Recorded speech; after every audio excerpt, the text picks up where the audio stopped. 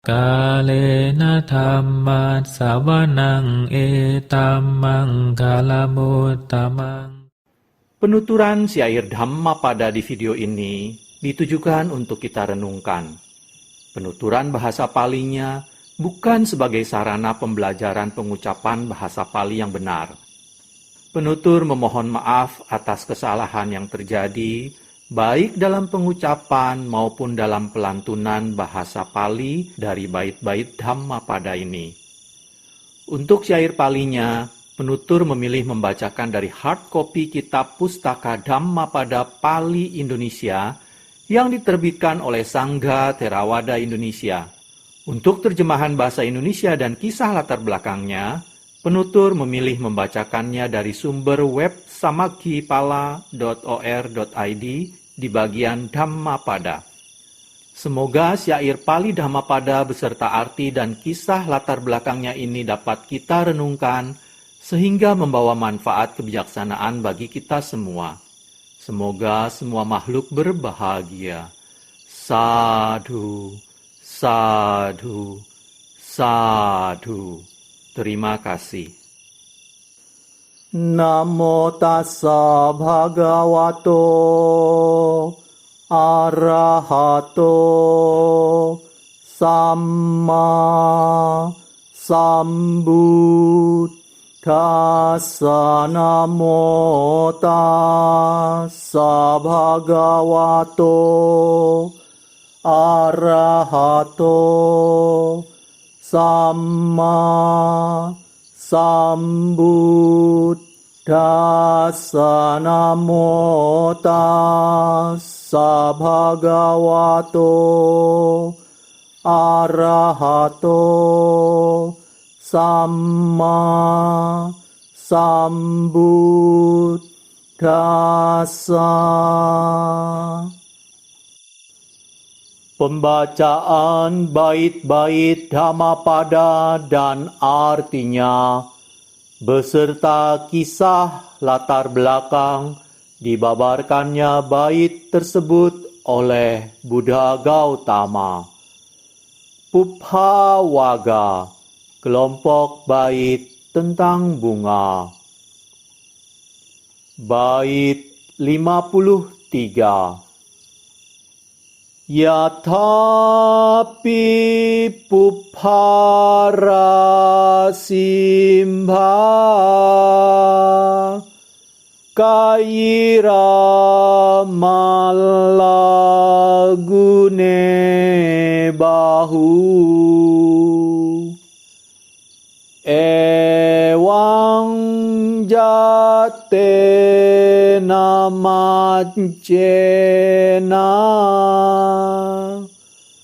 kattabangku salang bahung. Bait 53 artinya, seperti dari setumpuk bunga dapat dibuat banyak karangan bunga, demikian pula hendaknya banyak kebajikan dapat dilakukan oleh manusia di dunia ini. Kisah latar belakang dibabarkannya bait 53 Pubbhavaga oleh Buddha Gautama. Kisah Wisakha. Seorang hartawan dari Bhadia bernama Danancaya dari istrinya Sumanadewi mempunyai putri yang dinamai Wisakha. Wisakha juga merupakan cucu dari Mendaka, salah seorang dari 5 hartawan yang ada di wilayah kerajaan Raja Bimbisara. Ketika Wisakha berusia 17 tahun, Sang Buddha berkunjung ke Bhadia. Pada suatu kesempatan, hartawan Mendaka mengajak Wisakha dan 500 pengawalnya untuk memberikan penghormatan pada Sang Buddha. Setelah mendengar khotbah Sang Buddha, Wisakha, kakeknya, dan semua 500 pengawalnya mencapai tingkat kesucian Sotapati. Ketika Wisakha dewasa, dia menikah dengan Punyawadhana, putra Migara, seorang hartawan dari Sawathi. Suatu hari, ketika Migara sedang makan siang, seorang biku berhenti untuk berpindah patah di rumah orang tersebut, tetapi Migara menolak biku tersebut. Wisakha melihat hal ini, kemudian berkata kepada biku tersebut, "Maafkan saya, teruslah berjalan Bhante. Ayah mertua saya hanya makan makanan basi." Mendengar hal itu, Migara menjadi sangat marah dan menyuruhnya untuk pergi. Tetapi Wisakha mengatakan bahwa ia tidak akan pergi, dan dia akan memanggil 8 wali yang dikirim oleh ayahnya untuk menemaninya dan menasehatinya. Wali-wali tersebut akan memutuskan apakah Wisakha bersalah atau tidak bersalah. Ketika para wali telah berkumpul, Migara berkata, "Ketika saya sedang makan nasi dan susu dengan mangkuk emas, Wisakha mengatakan bahwa saya makan makanan kotor dan basi. Untuk kesalahan itu, saya akan mengirimnya pulang." Kemudian Wisakha menjelaskan sebagai berikut.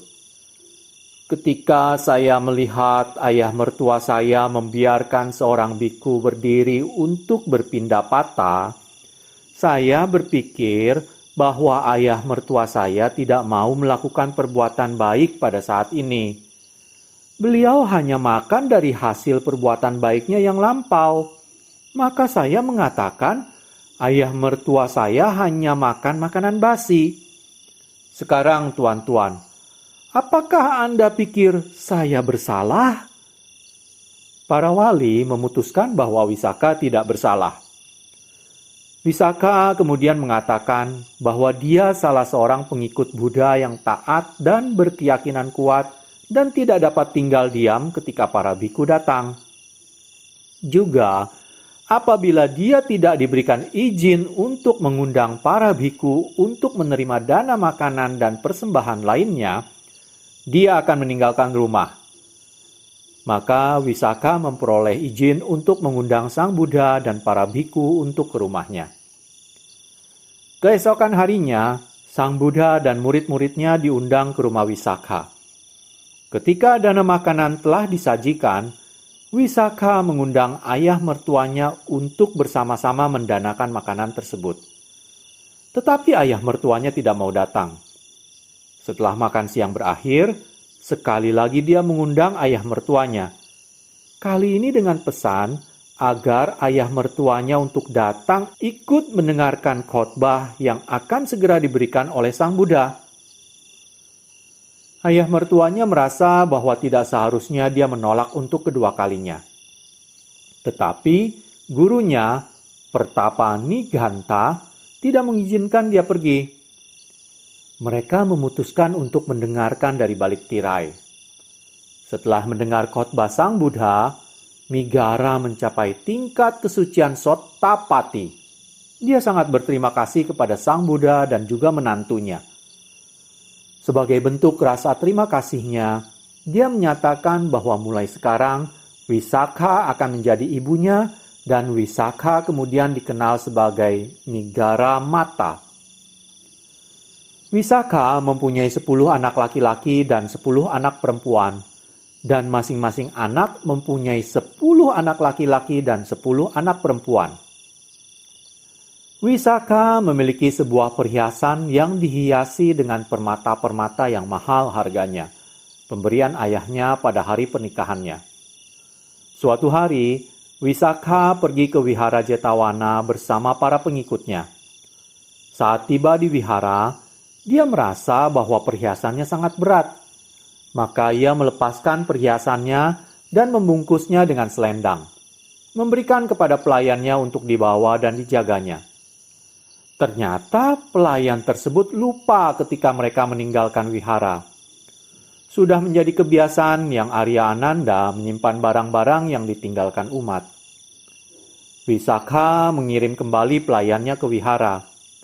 Pergi dan lihatlah perhiasan permata itu. Tetapi jika yang Arya Ananda telah menemukan dan menyimpannya di suatu tempat, jangan bawa pulang kembali. Saya mendanakan perhiasan permata itu kepada yang Arya Ananda." Tetapi yang Arya Ananda tidak menerima dana tersebut. Maka Wisakha memutuskan untuk menjual perhiasan tersebut dan kemudian akan mendanakan hasil penjualannya. Tetapi tidak seorang pun yang mampu membeli perhiasan tersebut. Akhirnya Wisakha membelinya sendiri seharga 9 skore dan 1 lak. Dengan uang tersebut, ia membangun sebuah wihara di bagian timur kota. Wihara ini dikenal dengan nama Pubarama. Setelah upacara pelimpahan jasa, ia mengundang seluruh keluarganya dan mengatakan kepada mereka bahwa semua keinginannya telah terpenuhi dan ia tidak lagi mempunyai keinginan. Kemudian, sambil melantunkan 5 syair kegembiraan, ia berputar mengelilingi wihara. Beberapa biku mendengarnya. Mereka berpikir bahwa kelakuan Wisakha sangat berlebihan.